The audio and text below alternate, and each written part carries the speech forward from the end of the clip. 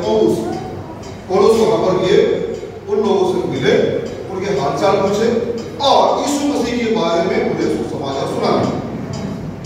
और इस जगह के लोगों के लिए उन्होंने एक चिट्ठी लिखा। इस चिट्ठी का नाम है एफिसियों का पत्र। क्या है? एफिसियों का पत्र।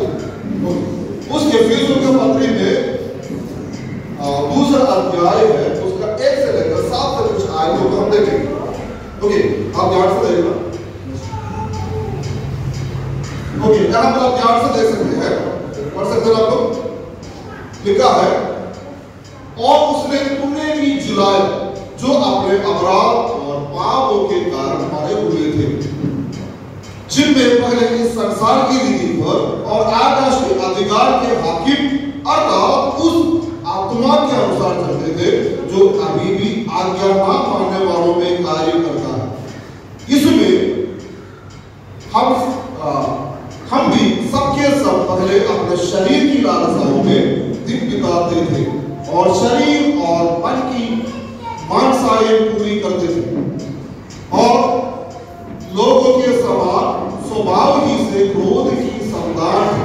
परंतु परमेश्वर ने जो दया का धनी है, अपने उस बड़े प्रेम के कारण जिससे उसने हमसे प्रेम किया, जब हम अपराध के कारण मारे हुए थे तो हमें मसीह के साथ जिलाया। अनुग्रह ही से तुम्हारा उद्धार हुआ है और मसीह यीशु ने उसके साथ उठाया और स्वर्गीय स्थानों में उसके साथ बैठाया कि वो अपनी उस कृपा से जो मसीह यीशु में हम पर है, आने वाले समय में अपने अनुग्रह का असीम धर्म दिखाए। ओके, जो मैंने आपको पढ़ के सुनाया, उसमें एक शब्द आप उसमें ध्यान रखना, उसने तुम्हें भी जिलाया। उसने तुम्हें भी जिलाया, उसका अर्थ क्या है? उसका अर्थ क्या है? उसने तुम्हें भी जिलाया। क्या है? हम मरे हुए थे, हम एक लाश। उसने मतलब यीशु ने मुझे और आपको जिलाया। उसका मतलब हम मरे हुए थे। हम कैसे मरे हुए थे? अपराध और पापों के कारण मरे हुए थे। जो आयत हमने पढ़ा था, वहां पर क्या लिखा है? अपराध और पापों के कारण मरे हुए थे। ये पोर्शन है, बाइबल इसको कहता है आत्मा की मृत्यु। आप जो इंसान है, आपके तीन चीजें यहाँ पर उपस्थित है। आप यहाँ पर बैठे हैं, आप अकेले नहीं है, आपका तीन चीजें यहाँ पर उपस्थित है। एक है आपका शरीर, दूसरा आपका प्राण, तीसरा आपका आत्मा। ओके, ये तीनों चीजें आप में समाया, वो तीनों चीजें आप में रहता है। खाली शरीर है तो प्राण नहीं है, तो कुछ नहीं है ना। आपका शरीर है, उसमें प्राण नहीं है, आत्मा नहीं है, तो आप यहाँ पर रखने की योग्य नहीं है। और इसलिए इंसान में तीन चीजें पाया जाता है। क्या क्या है? आपका शरीर और प्राण। तीनों चीज याद रखना है, ये तीनों चीजों है। और बाइबल कहते हैं पाप और अपराध करने के कारण हमारा आत्मा मर गया। ध्यान से सुनना, पाप और अपराध करने के कारण। मैं आपको ये बताना चाहता हूँ, मुझे बचपन में आइसक्रीम खाना बहुत पसंद है।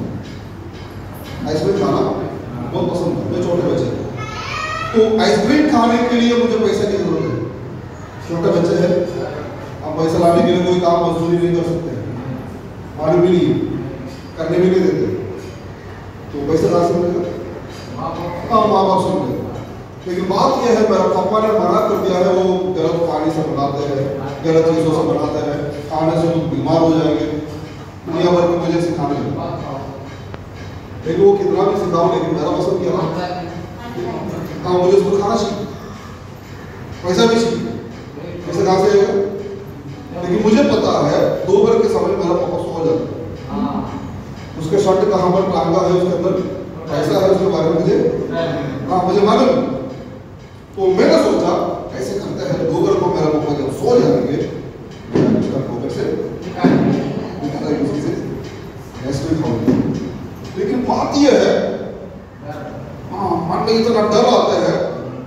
हाँ, तो मुझे लगता था मेरा पापा की शेड जहाँ पर टांगा हुआ है, जहाँ पर मैं खड़ा हूँ, 2 किलोमीटर दूर पर मुझे ऐसा लगता है।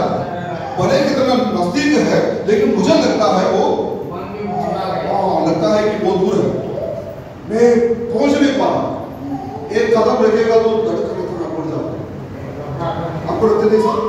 मुझे लगता था कि धड़कन बढ़ जाते हैं, मुझे पसीना निकलते थे, मेरा खून खड़े हो जा रहा है, पता नहीं क्या दुनिया भर की परेशानियों का सामना करना पड़ता है। लेकिन मैंने हर घड़ी में मेरा मन को ये कहा, तुम चुप रहो, मुझे परेशान मत करो, मुझे पैसा उड़ाना है, ऐसा नहीं करना। मैं हर घड़ी उनको ये सोचा कि आया, लेकिन फिर भी वो मान नहीं देता। मैं कैसे भी करके स्टार्ट जहां पर काम के उसका पास तक पहुंच गया है, लेकिन जितना उसके नजदीक पहुंचा मेरा धड़कन बढ़ने लगा।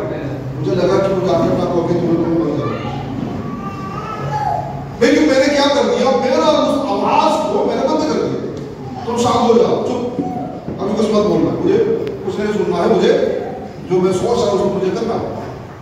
उसको मैंने उठाया। जब मैंने उठाया सब शांत हो गया।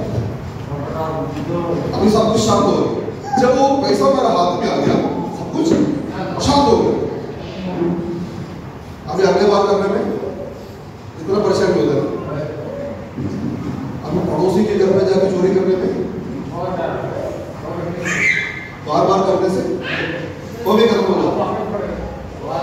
पहले बीड़ी पीता था, सोचते थे बीड़ी पिएगा तो कोई देखना नहीं चाहिए, ऐसे जगह पर बैठ के बीड़ी पियो, और वापस आता समय उसका बदबू कुछ भी ना रहे, उसके लिए जो कर सकते हैं सब सारे कर लो। लेकिन बार बार करने से क्या होता है, वो के सामने खड़े होकर सिगरेट पियो, दारू पी के गड्ढे में गिरो, लगता नहीं है ना, लगता नहीं है। मैं आपको बोलना चाहता हूँ, बार बार गलत और अपराध करके करके करके हमने क्या कर दिया, जो आवाज हम सुनते थे, जो आवाज हमें मना कर देते थे, उसको हमने बंद कर दिया।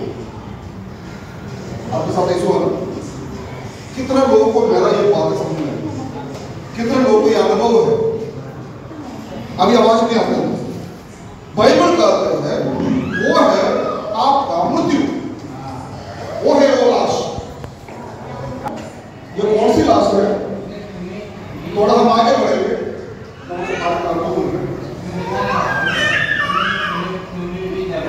ओके। जो है हमारा आत्मा की मृत्यु, शरीर की मृत्यु नहीं है। आपको समझाने के लिए मैंने कहा सवाल पड़ेगा। और एक सवाल, क्या किसी को पता था कि हम मर चुके हैं? पता था आपको? आपका आत्मा मर गया, आपको पता था? हमें नहीं पता, नहीं पता। ओके, इनका तस्वीर कभी देखा आपको? नहीं देखा ना? उसका नाम पता था, उसका नाम है डैगमन मैकडॉवेल। आज आप लोग उसका नाम लिखे रहना, डैगमन मैकडॉवेल उसका नाम है। ओके, ये एक फिजिशियन है। उन्होंने 1907 में उन्होंने एक एक्सपेरिमेंट किया। एक्सपेरिमेंट यानी उन्होंने एक आविष्कार किया। आविष्कार क्या है? इंसान की आत्मा केवल 21 ग्राम का होता है। उसने आविष्कार किया है इंसान की आत्मा केवल 21 ग्राम का होता है। मुझे लगता है इसलिए हमको पता नहीं चलता वो 21 ग्राम होता है। ये 21 ग्राम की जो है मर गया, हमें उसके बारे में पता नहीं, क्योंकि 21 ग्राम का होता था। अगर 60 किलो 70 किलो ये मर जाता सबको पता चलता। लेकिन 21 ग्राम केवल मात्र है, वो किसी को पता नहीं चला। मरे लाश बन के लेटे पड़े।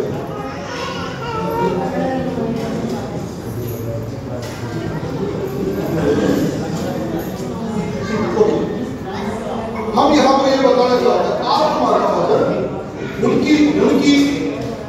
उनकी सोच के अनुसार, उनके विचार के अनुसार केवल 21 ग्राम होता है।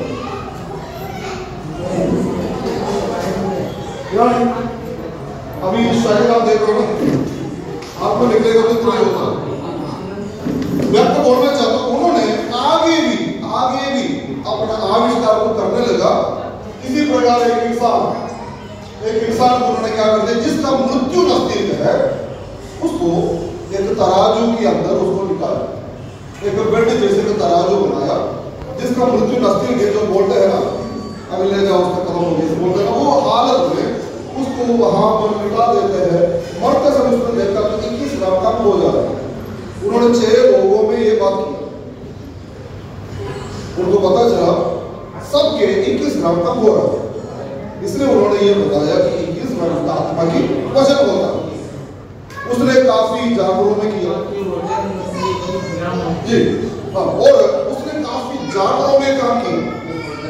जानवरों में किया तो जानवर में कोई फर्क नहीं, बाइबल में भी लिखा है जानवर के अंदर आत्मा नहीं है, आत्मा सिर्फ इंसान के अंदर है। ओके, ध्यान से सुनना, आत्मा सिर्फ इंसान के अंदर है, जानवर के अंदर नहीं है। हमारा अंदर आत्मा होने के कारण हम क्या करते हैं, परमेश्वर को पूजते हैं। आप में से किसी ने कभी देखा है कोई जानवर जाकर प्रार्थना करते हैं, कोई जानवर उपवास रखा है, देखा? कोई जानवर जाकर दूसरे जानवर को बोलते हैं कि अच्छी बात सुना तो तुम मेरा पास आ जाओ, सुना नहीं। लेकिन इंसान ये सारे काम क्यों करते हैं? परमेश्वर आत्मा है, मेरा और आपकी भीतर आत्मा वास करता है।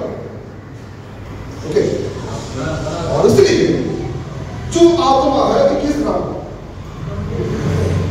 मरते समय वो बिगड़ जाते हैं। उन्होंने अपना आविष्कार के अंदर उन्होंने एक प्रत्येक कैमरा बनाकर उसके आविष्कार में वीडियो बनाते समय उसको ये दिखाई दिया, एक रोशनी की समान उनके शरीर से कुछ बिगड़ जाता है। वो है आत्मा। आत्मा केवल 21 ग्राम का होता है, उनका 3 है।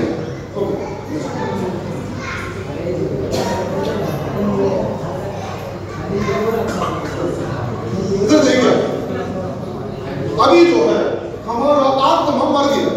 मेरे बोलने आत्मा होने के कारण क्या है? पाप अपराध करने के कारण आत्मा मर गया। आत्मा मर गया तो वहां पर कौन आया? आकाश के अधिकार के हाकिम, अर्थात उस आत्मा के अनुसार चलते हैं। यानी हमारा आत्मा मर गया, हमारा आत्मा मर गया तो फिर हमें चलाने वाला कौन था? दूसरा एक आत्मा था, उसका नाम है आकाश के अधिकार के हाकिम, अर्थात उस आत्मा के अनुसार चलते थे। यानी आकाश की अधिकार की हाकिम, वो एक व्यक्ति, वो एक आत्मा, उस आत्मा हमें चलाता है, क्योंकि हमारा असली आत्मा सो गया, मर गया। ये मर के एक लाश होकर लेटे पड़े, निकला नहीं है, निकला तो मर जाता। लेकिन वो शांत हो गया, चुपचाप हो गया, वो जगह दूसरों ने ले लिया। वो कौन है? आकाश के अधिकार के हाकिम। यानी अगला वचन में लिखा है आज्ञा नाम मानने वालों पर काम करने वाला आत्मा। आज्ञा नाम मानने वालों पर काम करने वाला आत्मा, हर एक गलत करने में हमें प्रोत्साहन देने वाले आत्मा। वो आत्मा हमें बीड़ी पीने में, सिगरेट पीने में, दारू पीने में, लड़ाई करने में, झगड़ा करने में, मारपीट करने में, वो आत्मा हमें प्रोत्साहन दे देती है। वो कौन आत्मा है? आकाश के अधिकार के हाकिम। उसको भी हम थोड़ा देखेंगे वो कौन है। यानी हमारा आत्मा मर गया तो बुद्धि में वो किया, वो बुद्धि का ड्राइवर बन गया, वो हमें चलाने लगा। हमें चलाने वाला हम नहीं है, दूसरा किसी ने हमको कंट्रोल कर रहा है। चलो उधर चलो।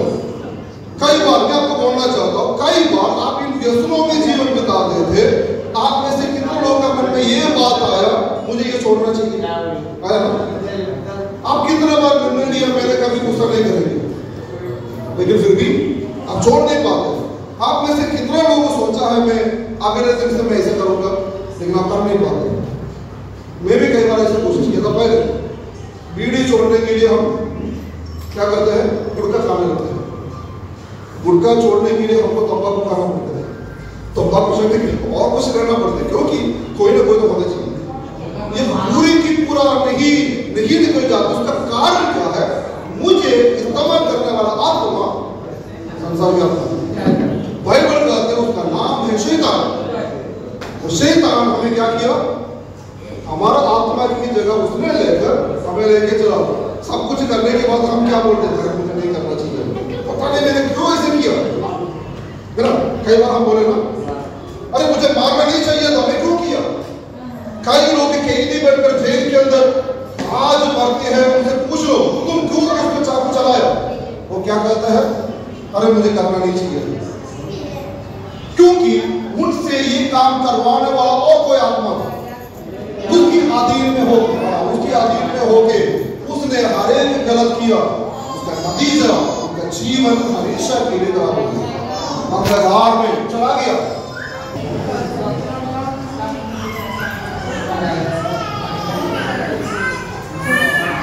हम देखा आज राष्ट्रीय अधिकार के हाथ उस आत्मा के अनुसार, तो आप देखिए आपकी आत्मा सो गई, क्या सो गया, आपकी आत्मा सो गया,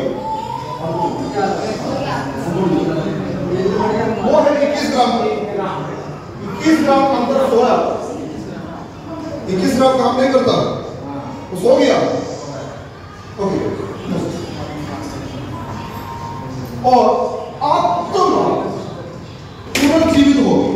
कैसे पुनर्जीवित हो गया, जब यीशु मसीह को हमने ग्रहण किया, हमारा आत्मा मरे हुए थे, जब यीशु मसीह के संदेश आया, यीशु मसीह ने हमें बताया तुम पापी है, तुम्हारा जीवन को चलाने वाला और कोई है, ये बातें यीशु मसीह ने हमें समझाया, तो क्या हो गया, हमारा आत्मा जीवित हो गया।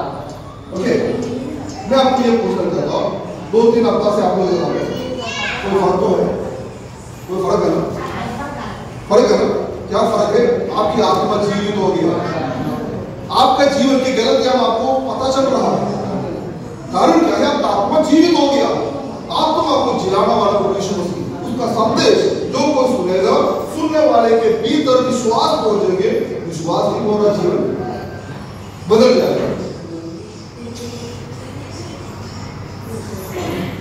अभी आप देखिए आत्मा पुनर्जीवित हो गया, ऊर्जा मिल गया, जीने की आशा मिल गया, जीने की आशा मिल गया। जीवन एक कला होता है, जीवन एक कला होता है। पहले हमने गीत गाया है, कैसे गीत गाया, जय बोलो गा सकता है, चाहे तो जय बोलो यीशु मसीह जय बोलो, लेकिन उसमें कला नहीं, उसमें कला नहीं, उसमें गीत है लेकिन कला नहीं। ऐसे आप बोल सकते हैं जय बोलो यीशु मसीह की जय बोलो ऐसे भी, लेकिन उसमें जब कला आ जाता है तो हम कैसे बोलेंगे, जय बोलो। जीने की एक कला होता है, जीवन की एक कला होता है, वो प्रभु यीशु मसीह जब आपके भीतर वास करने लगते हैं तब जीवन की कला आ जाता है। लोग बोलेंगे देखो भाई अच्छा है, अरे उनके पास थोड़ा बैठो अच्छा लगता है, उनको अपने घर बुलाओ, शांति मिलता है ना, क्योंकि जब जीवन की कला हमारे जीवन में काम करने लगते हैं, सामने वालों को पता चलेगा ये व्यक्ति कैसे बदल गया। यीशु मसीह हमारे जीवन में बदलाव देता है, आप देखो पूरा संसार बदल गया। एक व्यक्ति के भीतर आत्मा जीवित होता है, उनको लगता है दूसरों से माफी मांगना चाहिए, उनको लगेगा दूसरों को सॉरी बोलना चाहिए, उनको लगेगा उनको गले लगाना चाहिए, क्योंकि प्यार हमारे भीतर काम करेगा। हालेलुया, क्योंकि यीशु मसीह प्यार है, यीशु मसीह प्रेम है, वो सच्चा प्रेम, सच्चा उजियारा उस दुनिया में आया ताकि हर कोई उन्हीं के द्वारा ज्योति में बदल जाए।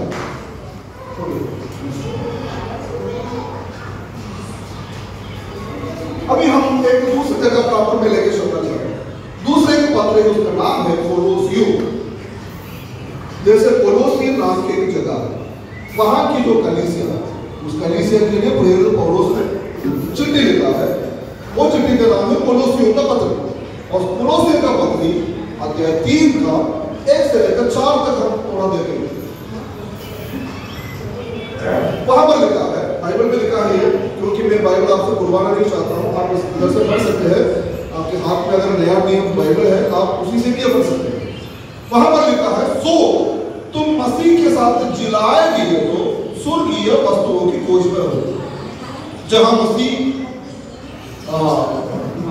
वर्तमान है और परमेश्वर की दाहिनी ओर बैठा है, मृत्यु पर की नहीं परंतु स्वर्गीय वस्तुओं पर ध्यान लगाओ, क्योंकि तुम तो मर गए और तुम्हारा जीवन मसीह के साथ परमेश्वर में छिपा हुआ है। जब मसीह जो हमारा जीवन है प्रकट होगा, तब तुम भी उसके साथ महिमा सहित प्रकट किया जाएगा। यहाँ पर एक बात आप देख सकते हैं, इधर ध्यान से देखना। पहले हमने क्या देखा, 21 ग्राम मरा हुआ, 21 ग्राम मरा हुआ था, हमें पता नहीं चला। जब यीशु मसीह की उपस्थिति हमें क्या कर दिया, 21 ग्राम को खिला दिया, शैतान को हमने पहचान लिया, शैतान को बाहर निकाल दिया, मसीह के संग एक नया जीवन बिताने शुरू किया। इतना बात समझ में आ गया ना? अगर आपके जीवन में ऐसा अनुभव नहीं हुआ तो अनुभव होके जाना है, इस अनुभव को प्राप्त करके जाना है। यहां पर हम देख सकते हैं, यहां पर लिखा है तुम मसीह के साथ जिलाया गया तो स्वर्गीय वस्तु की खोज में रहो। अगले आयत में देखिएगा तुम मर गए, तुम तो मर गया है, तुम्हारा जीवन मसीह के साथ परमेश्वर में छिपा हुआ है। ये दोनों बात कैसे संभव होगा? एक में लिखा है तुम जी रहा है, दूसरा आयत कहता है कि तुम मर गया। ये क्या बात है? तो मरा तो फिर क्या है? आत्मा जीवित हो गया तो शरीर की काम मर गया। ओके, आत्मा जीवित हो गया तो शरीर की काम मर गया। वो बात तो थोड़ा आपको मैं समझाना चाहता हूं।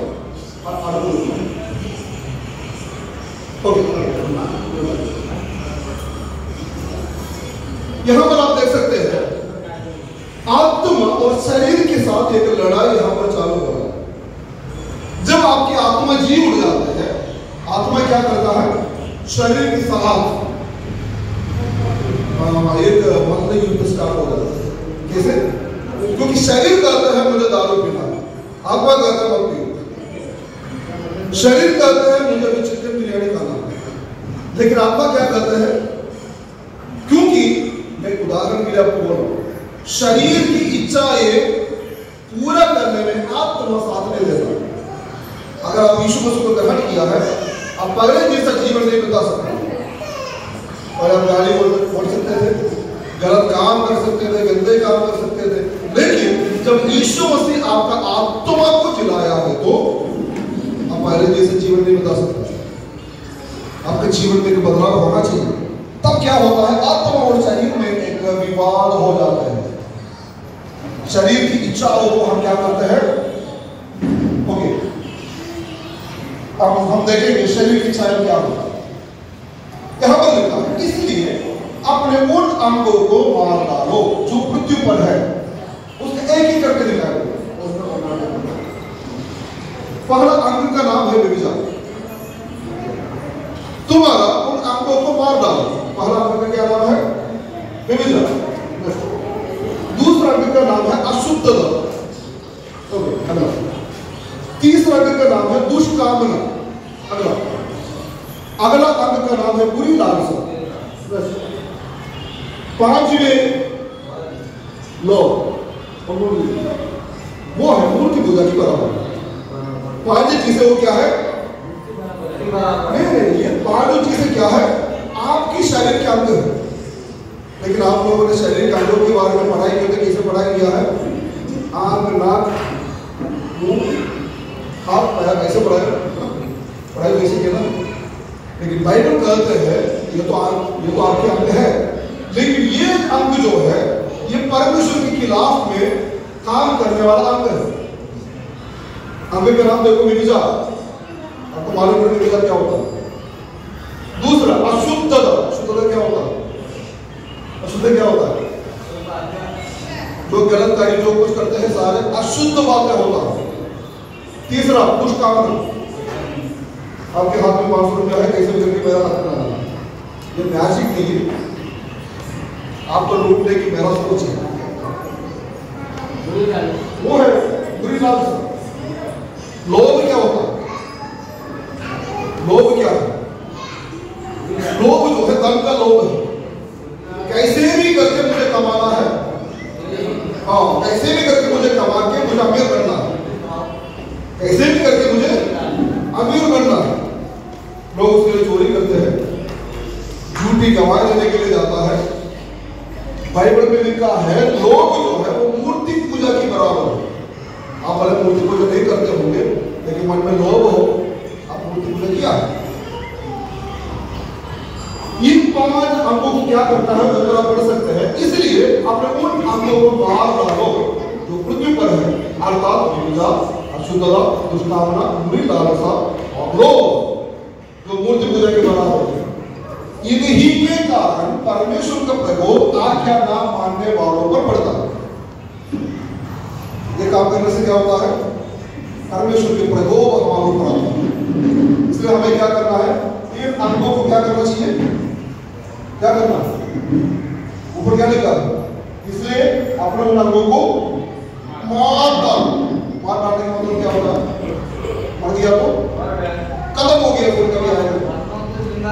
मर गया तो हाँ, क्या मरना चाहिए? शरीर की जीव स्वभाव मरना चाहिए। समझ रहे? ये सारा स्वभाव हमारे शरीर के अंदर है, वो मरना चाहिए। ओके,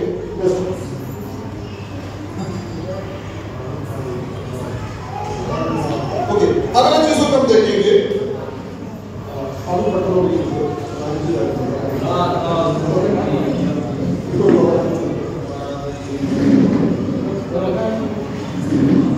यहाँ पर एक पांच चीज और हम देखते हैं। यहाँ पर भी हम पांच चीजों को देखते हैं। वो क्या है? क्रोध, रोष, वैरभाव, निंदा, मुंह से गालियां करना। ये पांच ही चीजें हैं, ये भी हम करते थे। क्रोध होते ना, रोष आ जाता है, रोष आ जाता है। वैरभाव होते ना, लोगों से किसी को देखते तो आपको दुश्मनी आ जाती है। और निंदा, मौका मिला जा रहा है, वो है ना बहुत बेकार है। दोनों बैठ करके तीसरे की बुराई करना और मुंह से गालियां बकना। विशेष मैंने कुछ देशों में मैं सफर किया तो मुझे मालूम है, राजस्थान में आरजे साहब होता है। मैं आपको ये बोलना चाहता हूँ, वहां पर कुछ भी बोलोगे गाड़ी के साथ बोलकर। आप कह रहे हैं पुट देखते हो, पुट मालूम है आपको? हाँ, चावल का पुट बना तो बीच बीच में जो है नारियल को डालते हैं, वैसे बातों के बीच बीच में गाली डालते हैं। बातों से पुट बना देते हैं। इस प्रकार की मुंह से गालियां बकना, कोई काम नहीं फ्री माँ का बहन का हुआ है, बनाने बातें बीच बीच में आता रहता है, आदत बन गया। बाइबल कहते हैं इन पांच चीजों को क्या करता है? छोड़ दो, छोड़ दो। पांच जगहों को मान डालना है, पांच चीजों को छोड़ना है। तो क्या हो गया? अभी मेरा हाथ है, इस हाथों से मैं किसी को तपड़ नहीं कर सकता। मेरा पैर है, इस पैर से मैं गलत जगह पर जा नहीं सकता। मेरे पास आंख है, आंखों से गलत बात देख नहीं सकता। मेरा मुंह से मैं कोई गलत बात बोल नहीं सकता है। मेरा मन में कोई अशुद्ध विचार आ नहीं सकता। तो क्या हो गया? मेरा शरीर नाश हो गया ना, ये शरीर कोई काम की नहीं है। शरीर की काम खत्म हो गया। जब आपकी आत्मा जीवित हो जाता है, शरीर फिर शैतान की इच्छा के अनुसार नहीं चलते, दुनिया की कोई हाकिमों की अधिकार के अनुसार नहीं चलते। शरीर भी हमारा आत्मा की वश में, आत्मा के कंट्रोल में आ जाता है। बाइबल कहता है ये लाश बन गया, ये लाश बन गया। ओके, थोड़ा समय और लेंगे आपका, आप उसको समझ लीजिए। अभी आप देख लीजिए, अभी बात उल्टा होगी। पहले आपकी शरीर जीवित था, आत्मा मर गया। आपको नहीं पता कि किस ग्राम का है, लेकिन अभी आपका शरीर मर गया, आत्मा जीवित हो गई। जो सफेद आप देख रहे हैं ना, आत्मा, आपको समझाने के लिए मैं हमारे तस्वीर दिखाता हूँ। क्या आपका आत्मा ऊपर जो आपका शरीर है, आप सोचिए 21 ग्राम जीवित हो गया, 60 किलो मर गया। अभी 21 ग्राम के सिर पे 60 किलो का वजन उठा के खड़े हैं, कितना मुश्किल होगा, कितना मुश्किल होगा ना? आप सोचकर देखिए कितना मुश्किल होगा जीवन। क्योंकि 21 ग्राम जीवित है, 60 किलो लाश बन गया। बाइबल कहते हैं इसको दफना लेने के लिए हमको लेके जाना। मर गया ना, मर गया तो उसको दफनाना चाहिए।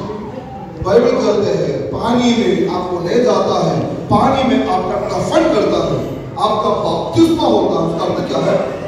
आप अपने शरीर से किए हुए हर एक पाप अपराध छोड़कर एक नया व्यक्ति बनने के लिए आप यीशु मसीह के साथ मिल जाते हैं। तो आगे भी आपका जीवन एक पवित्र जीवन हो जाता है। इतना बात समझ में आ गया? क्योंकि जल्दी बोलने में इतना आपको समझने की कैपेसिटी नहीं है, मुझे भी मालूम है, लेकिन कुछ तो इसके अंदर है, तो समझ में आ गया ना? कुछ तो आपको समझ में आ गया ना?